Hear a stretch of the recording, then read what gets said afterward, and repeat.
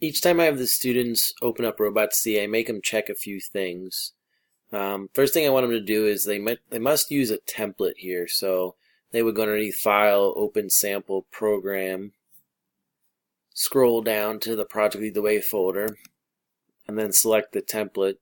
Hopefully not the backup, that's just there in case they overwrite the template and gives them a blank template to use.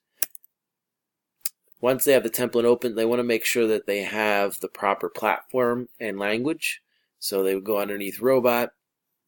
They can check their platform. It should be the VEX 2.0 Cortex. If it's not selected, then they can change it here with this arrow. If it's already selected, you're good to go on the platform type, but then make sure that the natural language PLTW is selected. You'll notice that if you have the natural language 2.0 selected, your library over here will be a little bit different. And students, even though that they're coding properly, they'll probably end up finding out that they'll get a red X error because the wrong language is chosen.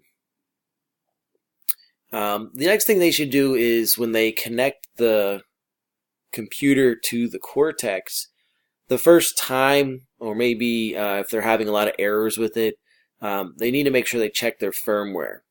What ends up happening is they're going to download to a Robot.c firmware, and then there's a master CPU firmware, because there's actually two chips in the Cortex that have to get updated.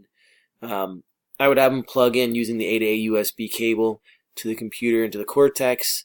Give it a couple of minutes the first time just to make sure the computer actually locates the Cortex and loads a proper driver.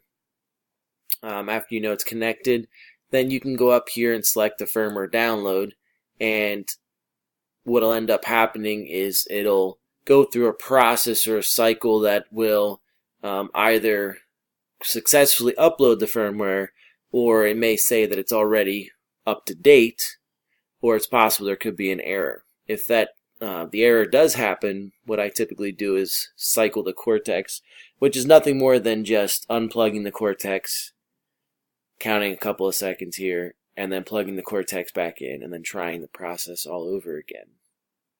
Sometimes even after those couple of tries, the Cortex still will just not update.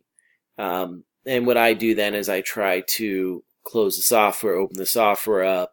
If I still can't get it to work, then I'll go to a different computer. I'll take that Cortex to a different computer and try to update the software there. If it's still not working, there's a couple other things you can try, but usually 95% of the time, those few things are going to be what ends up fixing the problem.